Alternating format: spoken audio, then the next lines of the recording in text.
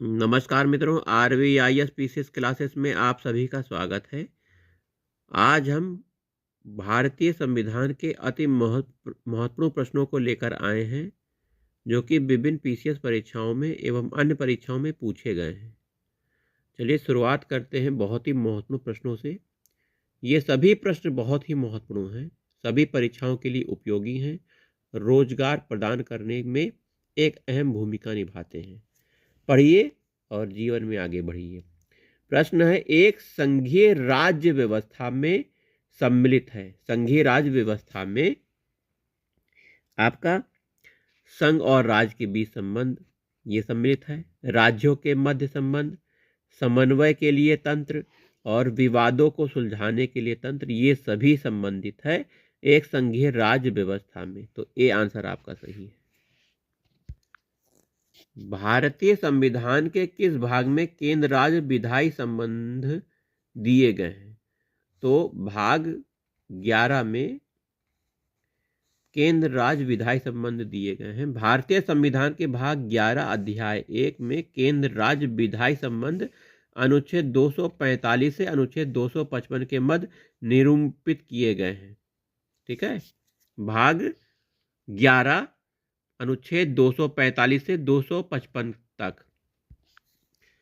केंद्र राज्य संबंध किस अनुसूची में है? केंद्र और राज्य संबंध 7वीं अनुसूची में है।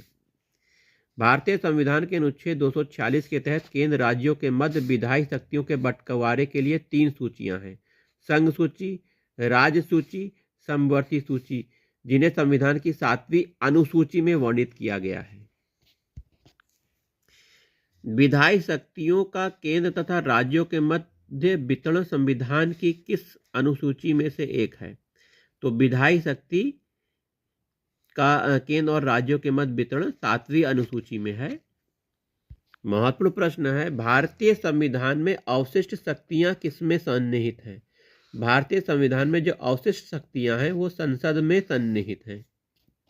महत्वपूर्ण प्रश्न है, राज्यसभा द्वारा संविधान के अनुच्छेद 249 के अंतर्गत पारित संकल्प जिसके द्वारा संसद को राज्य सूची के विषय पर राष्ट्रीय हित में विधि निर्मित करने का अधिकार दिया गया है, प्रवृत्त रहेगा 1 वर्ष से अधिक नहीं।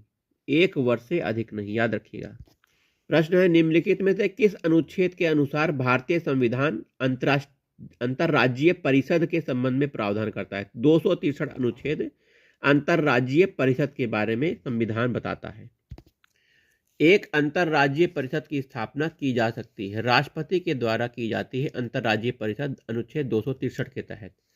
अंतर्राज्यीय परिषदों का निर्माण स्रोत है, यह संवैधानिक स्रोत है। संविधान के अनुच्छेद 263 में इसका वर्णन किया गया है। प्रश्न है, क्षेत्रीय परिषदों का सृजन हुआ है। क्षेत्रीय परिषद का सृजन संसदीय कानून द्वारा हुआ है। 1956 में संसद के अधिनियम के मध्य 5 क्षेत्रीय परिषद उत्तर, दक्षिण, केंद्रीय, पूर्वी, पश्चिम का गठन किया गया था। 1971 में पूर्वोत्तर राज्यों के लिए पूर्वोत्तर परिषद का गठन उत्तर पूर्वी परिषद का अधिनियम 1972 के तहत किया गया। गृह मंत्री प्रत्येक क्षेत्रीय परिषद का अध्यक्ष होता है।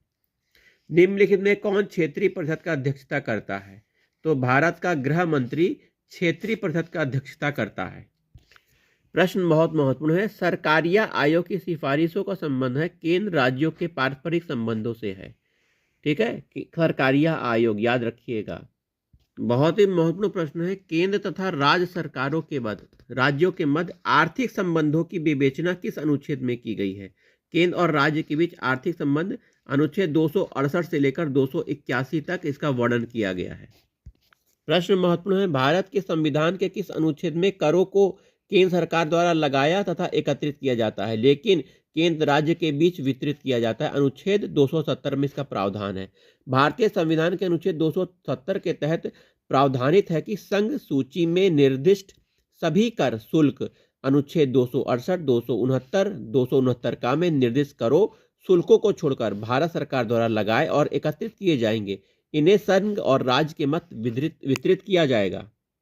आईएएस का प्रश्न है, देखिए, राज्य सरकारों द्वारा किसी आय पर कौन सा समानुदेशित करता है? तो भारत का संविधान करता है। राज्य सरकार द्वारा किसी आय पर, कृषि आय पर कौन समनुदेशित करता है? भारत का संविधान करता है। प्रश्न है, भारतीय संविधान के अंतर्गत कितने प्रकार के आपातकाल की सोच है? तो 3 प्रकार के आपातकाल है। अनुच्छेद 352 के तहत राष्ट्रीय आपातकाल, अनुच्छेद 356 के तहत राज्य में संवैधानिक तंत्र की विफलता, है ना, जो राष्ट्रपति शासन कहा जाता है, और अनुच्छेद 360 के तहत वित्तीय आपातकाल। 3 प्रकार के आपातकाल हैं। अगला प्रश्न है, भारतीय संविधान के किस अनुच्छेद के अंतर्गत भारत सरकार को दायित्व है कि वह बाह्य आक्रमण, आंतरिक अशांति से राज्यों की रक्षा करे? अनुच्छेद 352 में 355 में ऐसा कहा गया है। 355 में रक्षा करे बोला गया है। ठीक है, 352 में यह वर्णन किया गया है, 55 नहीं, वो सॉरी 355 में कहा गया है, 52 नहीं है, ये गलत लगा हुआ है। 355 आंसर होगा।